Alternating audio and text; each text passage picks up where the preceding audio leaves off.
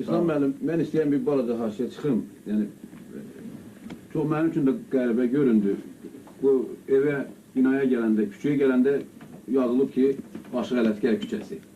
Yəni, bu doğrudan da təsadüfdürmü? Siz Göyçədən gələndən sonra, köçəndən sonra necə deyərlər? Bu küçəni özünüz istədiniz, seçdiniz, yoxsa elə təsadüfən gəldi, sizin taleyinizə bu küçədəki ev düşdü. 26 nömrəli evdir deyəsən? 6 nömrəli. 6 nömrəli ev, bəli. Yox, bu təsadüf deyil. Təsadüf. Biz oradan qovulandan sonra Kəlbəcərdə olduq, sonra Naftalanda olduq. Ama ben Bakıya geldim, işe devlet elədilər, geldim bura. Burada çox yer vardı, çox boş ev vardı, ümumiyyətcə. Haraya istəsəm düşə bilərdim. Amma məhz bu küçəyə düşmək üçün mən çox əlləşdim. Belə bundan da yaxşı elə vardı, remontlu falan. Amma məni bir şey maraqlandırır.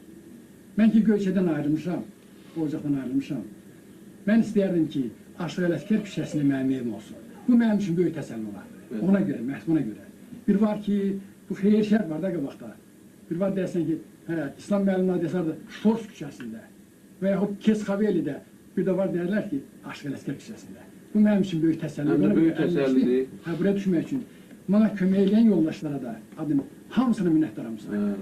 Sağ olsunlar. Can sağlığından yaşayın və mən arzu edirəm ki, yəni bu bütün saz sevərlərin arzusudur, bütün Göyçə sevərlərin arzusudur ki, Allah qoysa o axın dala qayıtmalıdır. İnşallah, inşallah. Ve şübhəsiz ki, bu əsrin özündə bir 3 dəfə bu hadisə bizim soydaşlarımızın başına gəlir və mən əminəm ki, bizim o kənd, yəni təkcə o kənd yox, o böyük mahal sahibsiz qalmayacaq və orada bizim babamızın ruhu darıxmayacaq. Mən buna əminəm.